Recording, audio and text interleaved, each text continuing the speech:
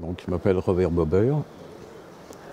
Mon âge, 87 ans. Je suis cinéaste. Il y en a qui disent que je suis écrivain, mais je suis plutôt un cinéaste qui écrit des livres.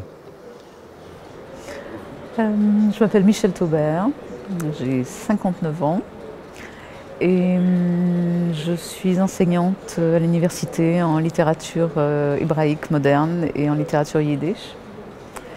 Et je suis une admiratrice de Robert Bober et une de ses amies.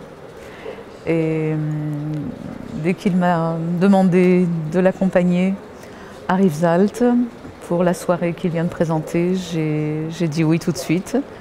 Il se trouve que personnellement je suis liée à cette région, pas au camp de Rivesaltes, mais à la ville de Prades, qui est dans les Pyrénées-Orientales, où j'ai une grande partie de ma famille qui a été cachée et sauvée par des justes pendant la dernière guerre mondiale.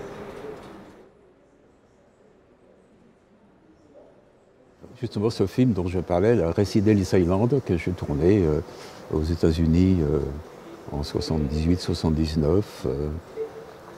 On parle de l'immigration européenne, enfin en particulier l'immigration juive et l'immigration italienne. Juive parce que Perec et moi, nous sommes juifs. Lui, si ses parents quittant la Pologne, avait pu aller aux États-Unis, sa vie aurait été différente. Il n'aurait pas été orphelin si jeune. Et moi, j'avais un arrière-grand-père qui a aussi tenté l'aventure à Ellis Island, qui s'est fait refouler parce qu'il a attrapé une maladie des yeux qui s'appelle le trachome, une maladie contagieuse. Il était refoulé en Europe, ce qui fait que toute la famille, une très grande partie de la famille a été déportée. Heureusement, j'ai mon père, ma mère, j'avais mon père et ma mère et on a été cachés pendant la guerre, on a donc survécu à tout ça. Je voudrais juste ajouter que ce film qui a été tourné donc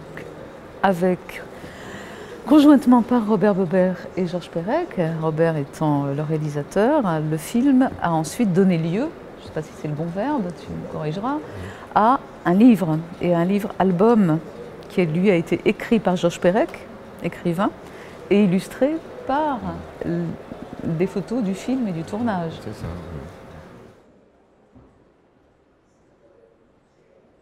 Un lieu de concentration, à partir duquel, pendant la guerre, plusieurs milliers de personnes ont été déportées et qui, avant d'être ce lieu de concentration, a connu plusieurs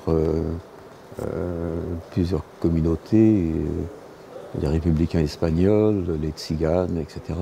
Donc c'est un lieu précieux parce qu'il maintient une histoire et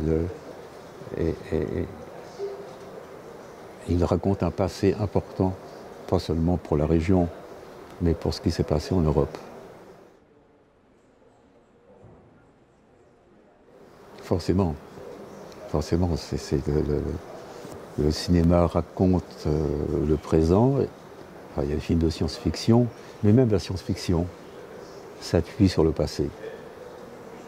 Et donc la mémoire est une chose extrêmement importante. Un individu ou un peuple qui n'a pas de mémoire n'existerait pas.